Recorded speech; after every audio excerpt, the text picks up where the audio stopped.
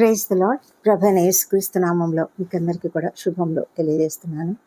దేవుడు అందరినీ కూడా దీవించినట్లుగా మన దిన ప్రార్థనలలో మనము అందరినీ కూడా జ్ఞాపకం చేసుకుందాం. ఈ దినము నూతన దినంలో దేవుడు మనల్ని తన యొక్క అమూల్యమైన నడుపుదలతో తన యొక్క కృపతో నడిపించునుగాక. ఈ దినము దేవుడు మనతో మాట్లాడుతున్నది ఏంటంటే, నీ చేతిలో ఉన్న ఏ చిన్న పని అయినా సరే దేవుడు ఆశీర్వదిస్తాడు. నీ చేతిలో ఉన్న ఒక చిన్న వస్తువు, లేకపోతే ఒక చిన్న పనిముట్టు, ఒక చిన్న ఏదైనా సరే దేవుడు నిన్ను ఆశీర్వదిస్తాడు. ఇది ఎంతోమంది అనుకుంటూ ఉంటారు, నేను ఏం చేయలేను, నా దగ్గర ఏమీ లేదు కూడా, మరి నేను ఏ విధంగా పని చేయగలను, ఏ విధంగా దేవుని యొక్క పరిచర్య చేయగలను అని అనుకుంటున్నట్లయితే దేవుడు మనకందరితో కూడా మాట్లాడుతూ ఉన్నాడు. మరి మోషే తను అంటున్నాడు,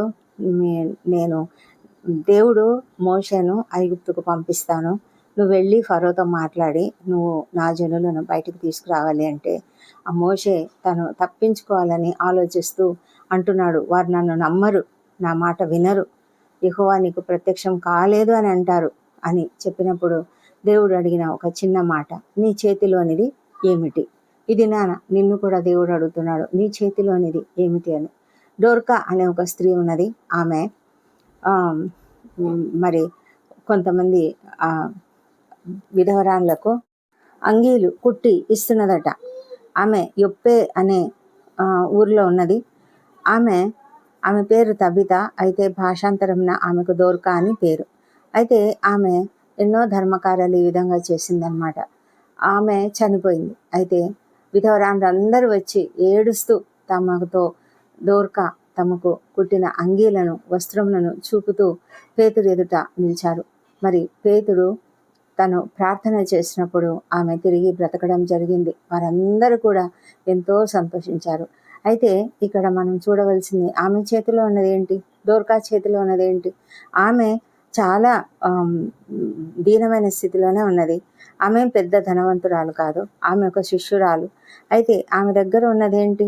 ఒక సూది, ఒక దారం. అయితే ఆ చిన్న సూదితోనే, ఆ చిన్న దారంతోనే ఆమె అనేక మందికి మరి అంగీలు కుట్టి ఇవ్వడం వల్ల ఆమె దేవుణ్ణి మహిమపరిచింది. మన జీవితంలో కూడా అనేకమైన చిన్నవి ఏవైనా ఉండవచ్చు. మరి ఎంతోమంది చిన్న వస్తువులతోనే ఎన్నో పనులు చేస్తూ ఉంటారు. చిన్న చిన్న తలాంతులతోనే అనేకమైన కార్యములు చేసి అనేక మందికి మహిమకరంగా జీవిస్తూ ఉంటారు. మరి 5,000 మంది పురుషులు, వాళ్ళ భార్యలు, పిల్లలు అందరూ ఒక చోట మరి కొండ మీద కూర్చుని వాళ్ళు చాలా శ్రద్ధగా ఆ వాక్యం వింటూ ఉన్నారు. 3 రోజులు గడిచిపోయింది. ప్రభువైన యేసుక్రీస్తు మరి తన శిష్యులు అందరూ అక్కడ ఉన్నారు. అయితే ప్రభువైన యేసుకు ఎంత కనికరం అంటే, ఆయన వీరు ఇంతకాలము 3 రోజుల పాటు ఎవరైనా తిండి నీరు ఏమి ఆశించకుండా ఈ విధంగా ఉండి వాక్యం వింటున్నారంటే వాళ్లకు ఎంత ఆసక్తి ఉన్నది. వీళ్ళంతా కూడా కాపరి లేని గొర్రెలు కదా అని కనికరపడి ఆయన ఏమనుకున్నాడంటే, వీరందరికీ కూడా భోజనం పెట్టాలి, ఆకలితో ఎలా పంపించాలి, వారి దారిలో స్పృహ తప్పి పడిపోతారేమో కదా అని అనుకున్నప్పుడు ఆయన తన శిష్యులను పిలిచి మరి వీరికి భోజనం పెడదాము అంటే వాళ్ళు అన్నారు, వీళ్ళు ఇంతమందికి ఆహారం పెట్టాలంటే మన దగ్గర ఏమీ లేదు, మన దగ్గర డబ్బులు లేవు, మన దగ్గర ఇక్కడ అందుబాటులో ఏమీ హోటళ్ళు ఉండవు, ఏమీ ఉండవు, మరి ఎలాగా అని వారు అన్నప్పుడు వాళ్ళల్లో ఒక శిష్యుడు మాత్రము, ఒక చిన్న బాబు, ఒక అబ్బాయి దగ్గర 5 రొట్టెలు 2 చేపలు ఉన్నాయంట. అవి తీసుకొని వచ్చి మరి ఆ శిష్యులకు ఇవ్వడం జరిగింది. అయితే ఆ శిష్యుడు అది తీసుకొని ప్రభువుకు చెప్తున్నాడు, ఒక అబ్బాయి దగ్గర 5 రొట్టెలు 2 చేపలు ఉన్నాయి, కానీ ఇంతమందికి అవేం సరిపోతాయి? నిజమే కదా, 5 రొట్టెలు 2 చేపలు ఒకరికే సరిపోతాయి. బహుశా ఆ బిడ్డ యొక్క తల్లి ఆ బిడ్డ తినాలని చెప్పి ఆ బిడ్డకు ఆ విధంగా కట్టి ఇచ్చిందేమో, ప్యాక్ చేసి. అయితే ఆ కుమారుడు ఇంత చిన్న కుమారుడు, కానీ ఆ చిన్న బాబు తలలో, ఆ చిన్న బాబు హృదయంలో ఒక గొప్ప ఆలోచన ఉంది. ఆ బిడ్డ అనుకున్నాడు, ఈ 5 రొట్టెలు 2 చేపలు నేను ప్రభువుకి ఇస్తే ప్రభువు దాన్ని ఏ విధంగా వాడుకుంటాడో అనుకుని తను ఇవ్వడం అయితే తనకి ఇవ్వాలి అనే మనస్సు కలిగింది. ఇవ్వడం అనేది ఎంత గొప్ప సంగతి కదా. పుచ్చుకొనుట కంటే ఇచ్చుట ధన్యత అని పౌలు గారు చెప్తున్నారు. మరి మన జీవితంలో కూడా ఇవ్వడం అనే దాంట్లోనే మనకున్న తలాంతులు దేవునికంటూ ఇవ్వడం, మనకున్నటువంటి ఏ చిన్న పనైనా దేవుని మహిమ కొరకు వాడడం, చేయడం, మరి ఏదైనా కూడా మన దగ్గర ఉన్నది దేవుని కొరకు వాడడం అనేది చాలా ప్రాముఖ్యమైనది. మరి ఆ చిన్న బిడ్డ ఇచ్చిన ఆ 5 రొట్టెలు ఆ 2 చేపలనే ప్రభు ఆశీర్వదించాడు. ఆయన దేవునికి కృతజ్ఞతాస్తుతులు చెల్లించి వాటిని ఆశీర్వదించి అక్కడ వాళ్ళకందరికీ పంచమని చెప్పినప్పుడు ఆ రొట్టెలు విరిచి అలా పంచుతూ ఉంటే ఎన్ని గంపెళ్ళు అవుతున్నాయి అలా మల్టిప్లై అవుతూనే ఉన్నాయి. ఆ విధంగా అంతమంది యొక్క ఆహారం కూడా తీర్చబడింది, ఆకలి కూడా తీర్చబడింది. వారికి అందరికీ ఆహారం పుష్కలంగా లభించింది. మరి అంత గొప్ప అద్భుతము ఆ కొద్ది ఆహార పదార్థాలతోనే జరిగింది కదా. ఆ చిన్న బిడ్డ ఎంత సంతోషపడి ఉంటాడు కదా. ఆ చిన్న బిడ్డ తన జీవితంలో ఎప్పుడైనా దాని గురించి మర్చిపోతాడా? అదేవిధంగా మరి మోషే తన చేతిలో ఉన్న కర్ర, ఇదేంటి నీ చేతిలో ఏముంది అంటే, నా చేతిలో ఉన్నది కర్ర అని చెప్పినప్పుడు, ఆ కర్రతోనే నేను సూచక క్రియలు చేస్తాను చూడు, అద్భుతాలు చేస్తాను చూడు. ఆ కర్ర కింద పడే అదేమైంది? పామైంది. మరి తిరిగి దాని తోకను పట్టుకోగానే అది తిరిగి కర్ర అయిపోయింది. ఎంత అద్భుతం! ఇంత అద్భుతమైన కార్యాలు నేను చేయబోతున్నాను కాబట్టి నువ్వు వెళ్ళు అని మరి మోషేను ఎంతగానో దేవుడు కన్విన్స్ చేయవలసి వచ్చింది. ఆ తర్వాత మోషే ఆ కర్రనే పట్టుకొని, మరి కర్ర లేకుండా చేయలేడా దేవుడు చేసేయచ్చు కదా. కానీ ఆయన అలా అనుకోలేదు. మోషేను తన పార్ట్నర్గా, దేవుడు మోషేకు పార్ట్నర్గా ఉంటూ అతను చేసే ఆ సూచక క్రియలు, అద్భుతాలు అన్నిట్లో కూడా దేవుని హస్తమే ఉంది. కానీ మోషేను ముందు పెట్టాడు. దేవుడు నిన్ను కూడా ఆ విధంగా పెట్టాలని కోరుకుంటూ ఉన్నాడు. నిన్ను కూడా నీ యొక్క పనిని ఆయన ముందు పెడతాడు, నిన్ను ముందు పెడతాడు. నీ ద్వారా జరుగుతున్నటువంటి కార్యములు చూసినప్పుడు, ప్రజలందరూ కూడా దేవుని యందు విశ్వాసం ఉంచినప్పుడు, ప్రజలందరికీ దేవుని గురించి తెలిసినప్పుడు వారు ఎంతో సంతోషంగా నిన్ను పొగడొచ్చు. కానీ నీవు పొగడడం వల్ల నీవు ఘనత తెచ్చుకోవడం కాదు, కానీ దాని ద్వారా దేవుని మహిమపరచాలి, దేవునికి మహిమ రావాలి, దేవునికి ఘనత రావాలి. మరి మోషే తన చెయ్యి చాపినప్పుడు ఆ ఎర్ర సముద్రం చీలిపోయింది. కానీ చెయ్యి చాపింది ఎవరు? మోషేనే. కానీ ఆ పక్కనే ఉన్నది ఇంకొక చెయ్యి ఎవరిది? ప్రభువుది. దేవాది దేవుడు తాను పక్క నుండి ఆ చెయ్యిని చాపడం. దేవాది దేవుడు మరి ప్రతి చోట కూడా ఆయన ఉండి అనేకమైన అద్భుత కార్యములు చేయడం. ఆ కర్ర అతనికి అద్భుతాలు చూపించే ఒక చిన్న పనిముట్టే అయినా కూడా ఆ చిన్న పనిముట్టు అద్భుతాలు చేయడానికి మరి మోషేకు సహకరించినప్పుడు మోషే దాన్ని ఒక చక్కటి మహిమకరంగా దాన్ని వాడుకున్నాడు. అదేవిధంగా దేవుడు అక్కడ మహిమ పొందాడు. దేవుని యొక్క కార్యములు అక్కడ స్పష్టమయ్యాయి. మరి ప్రజలందరూ, ఇశ్రాయేలీలంతా కూడా దేవుణ్ణి ఎంతగానో ఘనపరిచారు, ఆయనను స్తుతించారు. ఆయన ద్వారా మరి మోషే ద్వారా జరిగిన అనేక క్రియలను వాళ్ళు చూశారు కదా. ఐగుప్తులో అనేక సంగతులు జరిగాయి, అన్ని తెగుళ్ళు వచ్చాయి. కానీ మరి ఇశ్రాయేలీలకైతే ఒక్క తెగులు కూడా రాకుండా దేవుడు కాపాడాడు. ఇవన్నీ కూడా చూసినటువంటి ఇశ్రాయేలీలు దేవుని యొక్క గొప్పతనాన్ని నమ్మారు, విశ్వసించారు. ఈనాటికి కూడా ఇశ్రాయేలు అనే ఒక దేశం ఆ విధంగా ఎంతో బలమైన దేశంగా ఉంటూ అందరూ చూస్తూ ఉన్నారు. మరి ఆ ఇశ్రాయేలు ఎంత ఒక చిన్న దేశమైనా కూడా ప్రపంచం అంతట్లో ఎంత ప్రభావవంతంగా కనిపిస్తున్నదో అందరూ చూస్తూ ఉన్నారు కదా. నీవు నేను మన జీవితంలో ఉన్న ఏ చిన్న పని అయినా సరే దేవుని కొరకు వాడదాం.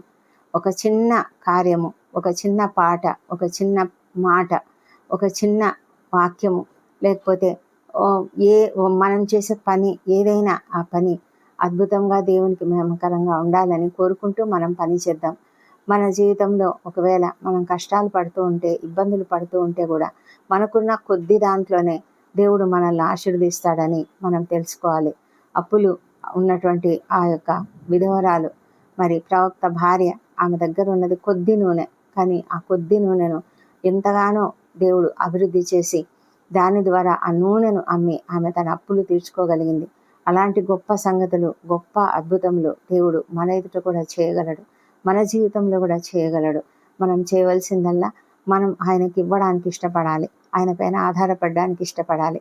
మనకున్న ప్రతి చిన్నదాన్ని కూడా దేవునికి ఇవ్వడానికి ఇష్టపడదామా?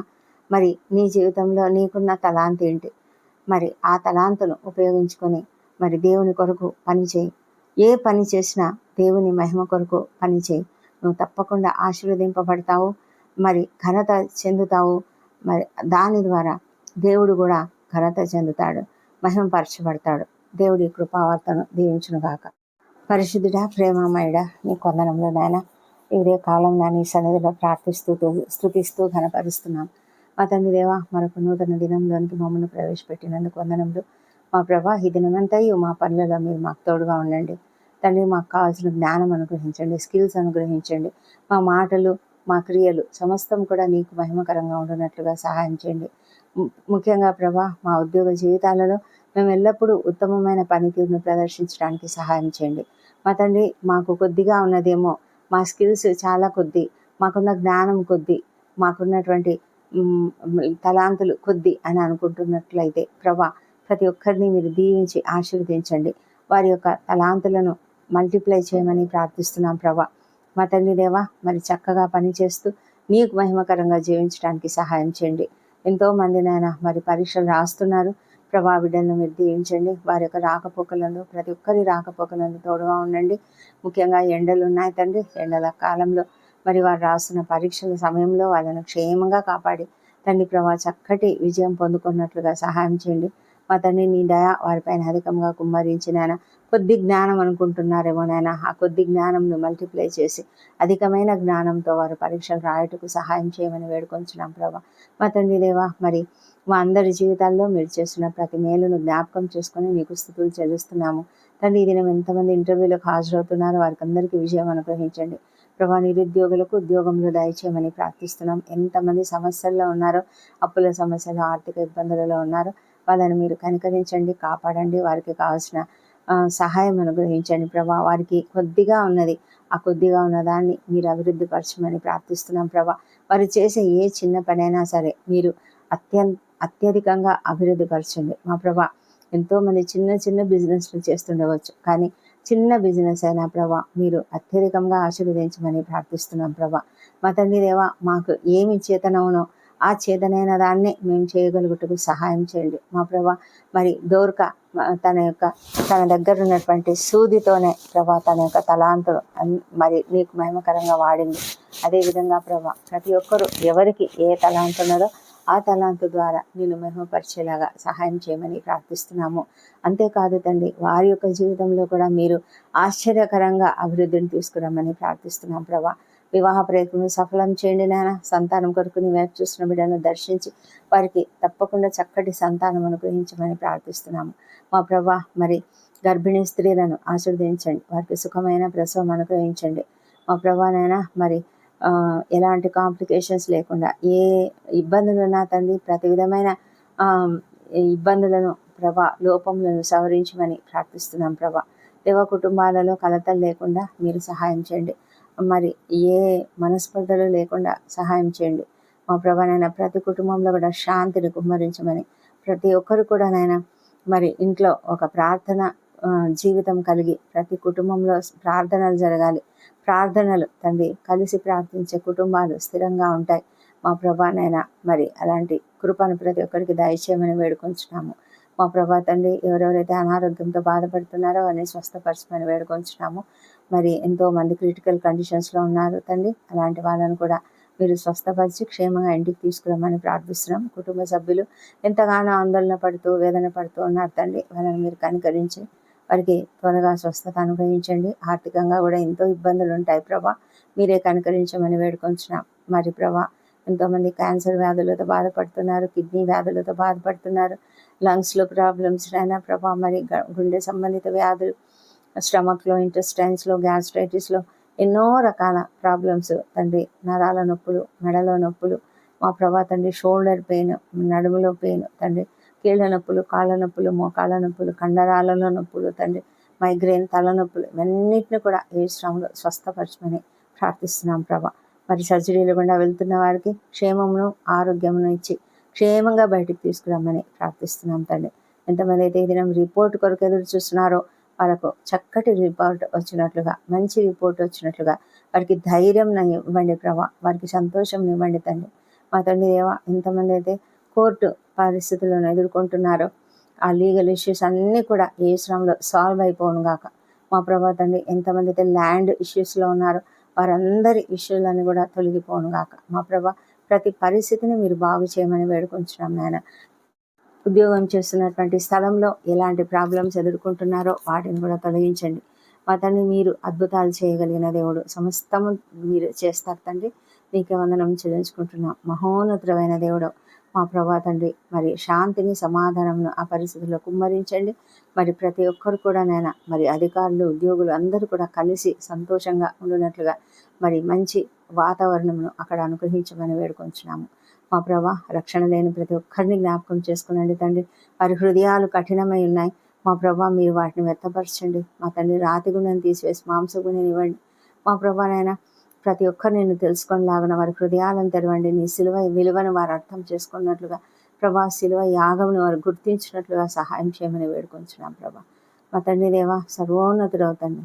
మా తండ్రి, వ్యసనములకు గురై ఎంతమంది నీకు విరోధంగా ఉన్నారు, వారిని ప్రభా మీరే వారిని కూడా నీ వైపునకు ఆకర్షించుకోమని ప్రార్థిస్తున్నాం ప్రభా. తండ్రి, వారిని ఆకర్షిస్తే తప్ప ఎవరూ నా ఎద్దుకు రారు అని ప్రభైన యేసు చెప్పినట్లుగా తండ్రి ప్రభా, మీరు ఆకర్షించమని ప్రార్థిస్తున్నాం తండ్రి. రాకడ ఎంతో దగ్గరగా ఉన్నది. మేమందరం ఎత్తబడే వారిలో ఉండాలి ప్రభా. మా ప్రియులైన వారు, మా బంధువులు, మా స్నేహితులు, మా పిల్లలు ఎవరైతే నాయన ప్రభా ఇంకా నిన్ను తెలుసుకోలేక ఉన్నారో అలాంటి వారందరినీ మీరు కనికరంతో నింపి కనికరంతో నాయన వాళ్ళను కాపాడమని ప్రార్థిస్తున్నాం తండ్రి. దేవా, నీకే వందనములు. మా తండ్రి, మీరు ఆ విధమైన కృపను ఇచ్చారని నమ్ముతున్నాము. సేవకులందరినీ ఆశీర్వదించండి. వారందరూ చేస్తున్న సేవను ఆశీర్వదించండి. మా ప్రభా నాయన, మరి కుటుంబాలను, సేవకుల కుటుంబాలను మీరు ఆశీర్వదించమని వేడుకుంటున్నాం. మందిరం నిర్మించుకుంటున్నటువంటి వారు తండ్రి మరి చక్కగా మరి ఎలాంటి ఆటంకములు లేకుండా నిర్మించుకునే కృపను దయచేయండి. ఆర్థిక వనరులను వారిపైన కుమ్మరించండి ప్రభా నాయన. యుద్ధ వాతావరణంలో ఉన్న ప్రతి పరిస్థితిని తండ్రి మీరు కంట్రోల్లో ఉంచుకోండి. మా ప్రభా నాయన, ప్రతి పరిస్థితిని ప్రభా మీరు సరిచేయండి. మా తండ్రి, యుద్ధం సమసిపోనట్లుగా తండ్రి ప్రభా శాంతిని కుమ్మరించమని వేడుకొంచున్నాము. ఇశ్రాయేల్ దేశంను దీవించండి, యెరూషలేమును దీవించండి. వారి నగరులలో క్షేమము, వారి ప్రాకారములలో నెమ్మదిని దయచేయమని ప్రార్థిస్తున్నాం ప్రభా. మా తండ్రి, ఎంతమంది అమాయకులు ప్రభా ప్రాణాలు కోల్పోతున్నారు, ఆస్తులు కోల్పోతున్నారు, ఆత్మీయులను కోల్పోతున్నారు తండ్రి. దయ ఉంచండి నాన్న. ప్రతి సమయంలో మీరు ఉండమని ప్రార్థిస్తున్నాం తండ్రి. దేవా, మరి మా బంధువులు, స్నేహితులు, మిత్రులు ఎంతోమంది ఉన్నారు తండ్రి. మరి అలాంటి ప్రదేశాలలో ప్రతి ఒక్కరిని కూడా మీరు మీ యొక్క కాపుదలలో భద్రంగా కాపాడమని వేడుకొంచున్నాము. మా ప్రభా తండ్రి, ఈ దినము బర్త్డేలు, వివాహ దినము జరుపుకుంటున్న బిడ్డలందరినీ దీవించండి తండ్రి. మరి వారందరికీ కూడా నీ దయ, నీ కృప అధికంగా కుమ్మరించండి. గడిచిన కాలమంతా వారి పట్ల ఎంతో కృప చూపించారు. ఇప్పుడు ఇంకనూ అధికమైన కృపను వారికి కుమ్మరించండి. వారిపైన ముఖకాంతిని ప్రకాశింపజేసి తండ్రి వారికి సమాధానం దయచేయమని ప్రార్థిస్తున్నాం ప్రభా. వారికి కావాల్సిన మేలులు అనుగ్రహించమని ప్రార్థిస్తున్నాం తండ్రి.